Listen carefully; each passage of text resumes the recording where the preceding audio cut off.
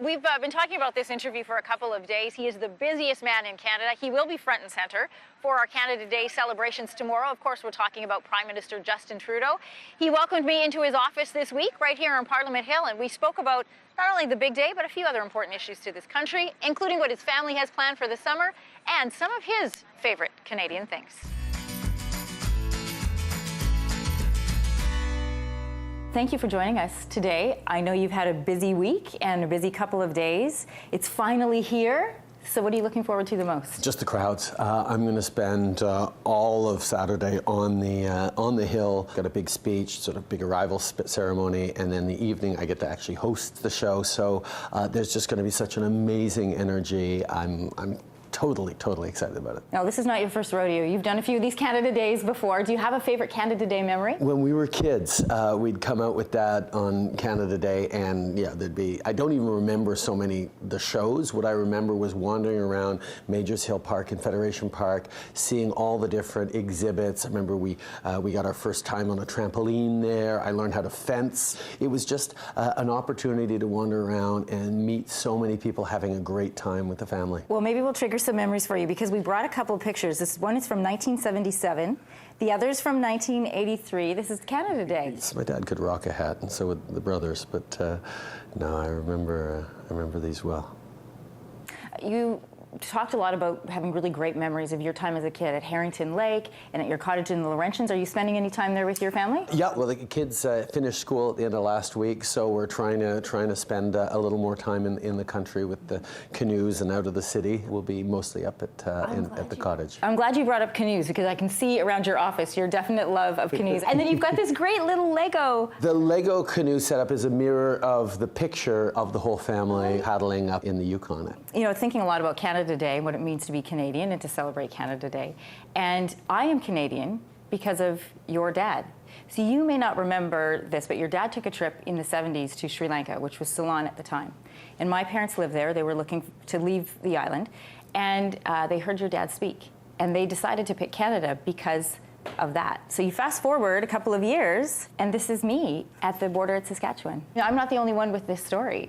There are hundreds of people like me. What's it like to meet people who are living parts of your dad's legacy? One of the great reminders to me, as proud as I am of being Canadian, as proud I am of Canada, I didn't get to choose this place. I was born here, and I can almost take it for granted. And anytime I meet people who got to make the deliberate choice, whose parents chose Canada, I'm jealous. Because I think being able to choose it rather than being Canadian by default is an amazing statement of attachment to Canada, which is why I always sort of laugh whenever you see people who are, not many of them, but intolerant or think, oh yeah, no, go back to your own country. Well, no, you chose this country.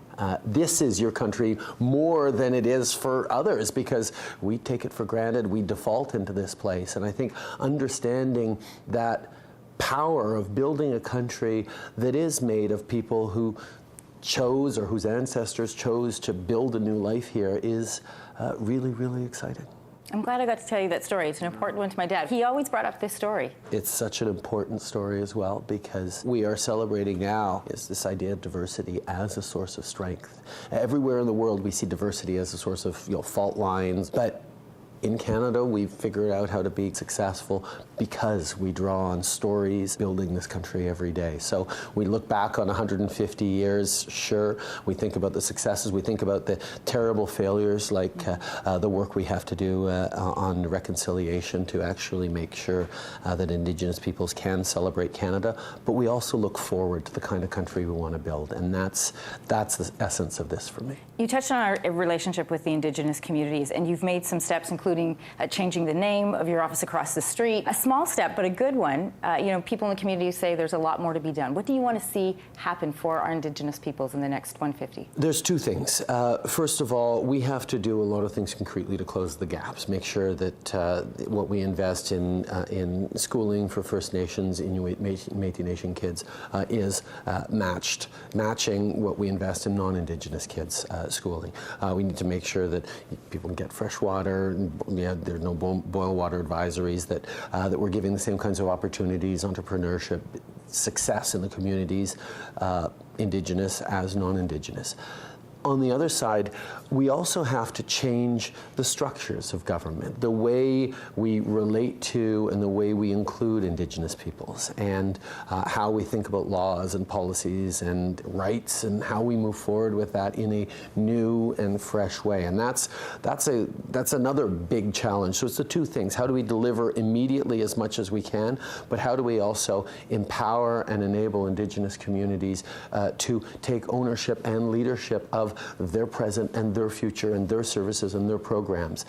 And that's a big shift that we're all working on very hard, and it's going to take a long time. I hope it won't take 150 years, but it took centuries to break this relationship. It's going to at least take decades and perhaps generations to rebuild this relationship, but I know we can say that we are, for the first time in perhaps the history of this country, we're definitely on the right path.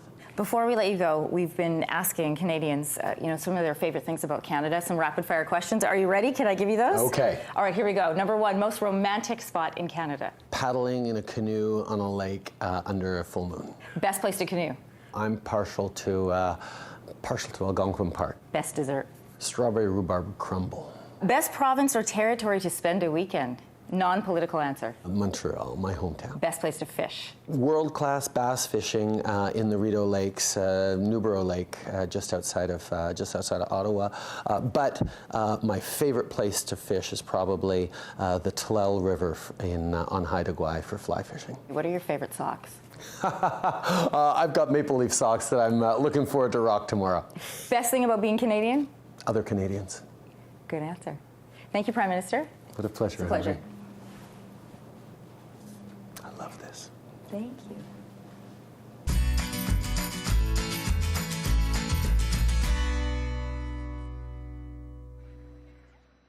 Anne-Marie, that was a fantastic interview. So glad that you were able to do that and tell him your story of coming to Canada. It was really neat. As I mentioned, I grew up hearing that story from my dads and the connection that the two dads had. So it was really a neat moment to be there. And it made me think about, we've been talking a lot about the two sides of Canada 150, and whether you've been here, for 4,000 years, almost 400 like the Prime Minister's family, 40 like mine, or just 4 like some of our new Canadians. This is a country we can all embrace, past, present, and future, and we can all celebrate, which we're doing here today. And I've got to say, a lot of great questions, great answers, but the best one was the best part of being Canadian, and his answer, other Canadians. That was perfect.